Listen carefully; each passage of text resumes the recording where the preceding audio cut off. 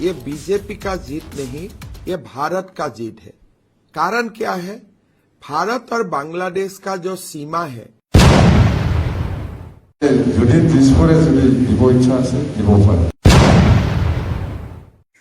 खुलुमबाय रायजोफोर, फिन आङो गोदान मोनसे आपडेट लानानै फैलायबाय।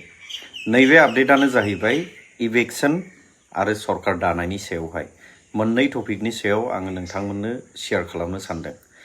दा गिबियावनो आङो जोंनियाव जे सरकार दानो थांगासिनो दङ दिसपुरावहाय, जोंनिफ्रायबो BTC निफ्राय 10 जन MLA फोरा बै आसामनि दिसपुरावहाय सरकार दानायाव बाहागो लागोन, बा बेयावबो माने बाहागो लानो माने बे सरकार दानायावहाय 100% माने थाफागोन। दा नैबेखौ लानानैहाय जोंनियावहाय गोबां सरसा सोलिलायगासिनो दङ।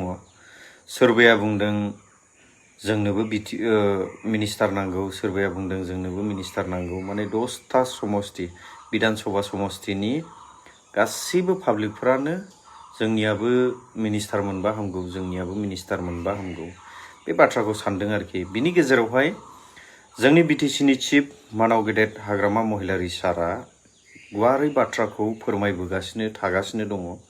मिनिस्टार मोननाय मोनैया जोंनि थाखाय गिदिर इस्यु नङा, किन्तु जोंनियावहाय माखासे जौगाथाय हाबा मावनांगौ दं, गोबांथार जेंनाफोरखौ सुस्रांनांगौ दङ। बेखौ जोंनि BTC आवहाय फार्स्ट प्रायोरिटी होनांगौ होननानैहाय हाग्रामा महिलारी सारा डिमान्ड खालामबोबाय थागासिनो दङ। आरो दिनैबो मिटिं जिरायदों। बे मिटिं जिरायनायनि गेजेरावहाय गासिबोनि गेजेरावहाय मानाव गेदेर हाग्रामा महिलारी सारा मा बाथ्राखौ बुंखो नोंथांमोना खोनासंनानै लाग्रोब्लानो जाबाय।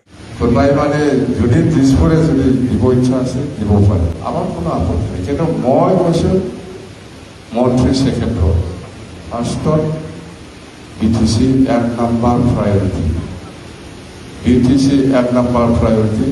BTC বহুত সমস্যা আছে, সমাধান কৰি দিব। दा नोंथांमोनाथ' खोनाबोखाबाय, फार्स्ट प्रायोरिटीयानो जागोन जाहैबाय BTC नि जेंनाखौ सुस्रांनाय, आरो नैथियावसो मिनिस्टाराथ' जोंनियाव मोनना नङा मोनगोन 2निफ्राय 3सिम, बेखौ आङो नुहुरदों। हयथ'बा बिनि बाराबो जानो हागौ, किन्तु मेक्सिमाम 2याब्ला खारग'नाय नङा आरोखि। बिनि गोजौआवहाय मोनोब्लाथ' जोंनि थाखाय बहुत मोजां। किन्तु जोंनियावहाय मिनिस्टार मोननाय मोनैजोंहाय खुनु लोब्बा गैया। जोंनि BTC आवहाय जौगानाय नांगौ, जोंनि जेंनाफोरखौ सुस्रांनांगौ। जोंनि BTC आवहाय गोबांथार जेंनाफोर दङ, बे जेंनाखौ सुस्रांनाया जोंनि थाखाय फार्स्ट प्रायोरिटीखा। दा नोंथांमोननि बायदिब्ला मा, बेखौ कमेन्ट सेक्सनाव फोरमायहरोब्लानो जाबाय। दानिया फैदो रायजोफोर इलेक्शननि सायावहाय। जोङो जेब्ला बिधान सभा बिसायख'थि जानो थांगासिनो दङ, बिनि सिगाङावबो जोंनियावहाय माने बांलादेशनिफ्राय हाबनानै थाफैनाय गोबां नखरफोरखौहाय इलेक्शन खालामनाय जोङो नुनो मोनदों। मेक्सिमाम 1 लाख बिगानिबो गोजौआवहाय हाखौहाय सरकारा जब्द खालामदों।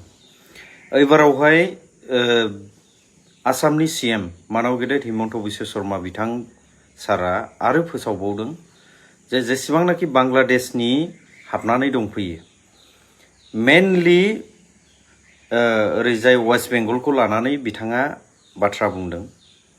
दा जोंनियावहाय बै माखासे गेजेर खन्द'आवहाय मोनसे करिडर दङ, बेवहाय 22 किल'मिटारल' गुवार जोंनि इन्डिया, एकदमबारे बेवहाय फिसा जाफैदों आरोखि। नैबेफोरखौ लानानैहाय जोंखौहाय नाख्रेबनानै नर्थ इस्टखौहाय आलादाहै खालामनो सेस्था खालामबाय थानाय, बेखौहाय जोङो गुबुन देशफोरखौहाय नुनो मोनो। दा नैबेखौ लानानै आङो सिगांनि भिडिअफोरावहाय आङो गोबांथार भिडिअ बानायबोबाय। नोंथांमोना दाबो चेकआउट खालामनानै नायहैयोब्ला निश्चय आंनि चेनेलावहाय मोननो हागोन जे बांलादेश आरो इन्डियानि गेजेरावहाय मा मा काहानि जागासिनो दङ आरो जाबाय थालांगोन। बिनि सायावहाय आङो बै समावनो जेब्ला अपारेशन सिन्दुर बे दावहाया सोलिबाय थादोंमोन, बे समावहाय आङो देश विदेशनि गोबांथार भिडिअ बानायदोंमोन। नैबेवहाय आङो क्लियारैहाय बे करिडरनि सायावहाय आङो माखासे बाथ्राखौ आङो बुंनाय जादोंमोन। दा दिनैहाय नैबे बाथ्राखौ लानानै आसामनि CMआ मा फोरमायखो, आरो जोंनि गासिबो एन्टायर गुबुन गुबुन जायगाफोरावहाय गासैजोंबो दिनैहाय फेन्सिं वाल होजोब्बाय बर्डारावहाय किन्तु वेस्ट बेंगलावहाय ममता बेनार्जी दिदिया वाल होनो खाबु होनाय जायाखैमोन बा सला फिलाखौहाय लागातार खालामबोबाय थानाय जादोंमोन।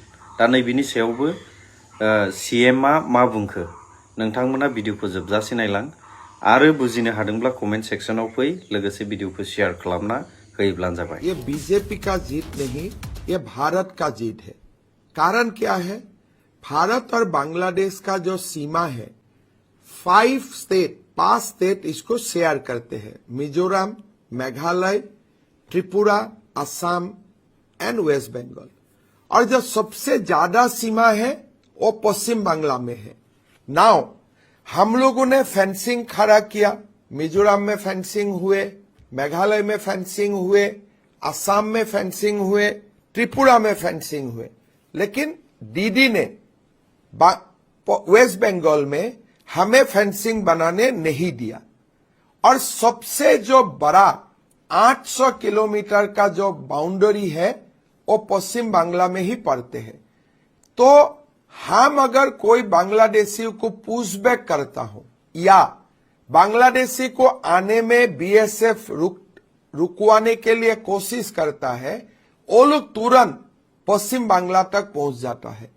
वहां का बॉर्डर फेंसिंग नहीं है, वहां से ये लोग भारत और असम, बंगाल हमारा तरफ घुस जाते थे। दूसरा, अगर हम कुछ क्रिमिनल का ऊपर एक्शन लेते हो, ये लोग पश्चिम बांग्ला से बांग्लादेश तक चला जाते हैं।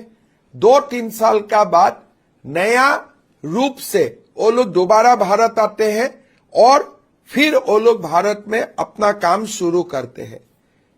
कैटल स्मगलिंग, हमारे जो ड्रग्स का व्यापार हो, कैटल स्मगलिंग हो, काउंटरफिट का जो रैकेट्स हो, ये सारे सीमा का उस पार से क्रिमिनल ऑपरेट करते हैं और फेंसिंग नहीं होने का कारण हम लोग उसका ऊपर कुछ कार्रवाई नहीं कर पाते थे। पश्चिम बंगाल का पुलिस को अगर हम लोग कांटेक्ट करते थे, वो लोग हमेशा बोलते थे कि हमारा पास पॉलिटिकल क्लियरेंस नहीं है। तो घुसपैठियों को बाहर निकालना पहला, लेकिन पहला काम सबसे पहला क्या है कि घुसपैठिया और नहीं आए। ये जो बड़ा काम थे, ये काम अभी तक हुए नहीं था। मेरा विश्वास है बीजेपी का सरकार आने का साथ साथ पश्चिम बांग्ला में बांग्ला सरकार बीएसएफ को जमीन देगा, हमारा फेंसिंग कंप्लीट हो जाएगा। इससे देश को सुरक्षा का दृष्टि से बहुत बड़ा ताकत मिलेगा। फिर ये जो चिकन नेक है, चिकन नेक का दोनों ओर बांग्लादेशी घुसपैठिया बैठ गया है। एक तो हम चिकन नेक का बात करता हूं 22 किलोमीटर, लेकिन ये 22 किलोमीटर ऐसा 22 किलोमीटर नहीं है। ये पूरा 22 किलोमीटर में बांग्लादेश से आए हुए, कौन सन में आए हैं वो अलग बात है, बांग्लादेश से आए हुए लोग दोनों ओर बैठ चुका है। इसका कारण कभी हम झूठ नहीं चाहता हूं और मेरा लगता है बांग्लादेश में फ्रेंडली गवर्नमेंट है, झूठ का युद्ध का कोई संभावना भी नहीं है। लेकिन हमारे जो चिकन नेक है, ये चिकन नेक में अगर बांग्लादेशी ओरिजिन लोग बैठे रहे तो देश का सुरक्षा का दृष्टिकोण से वो कितना हम स्वीकार कर सकता हूं।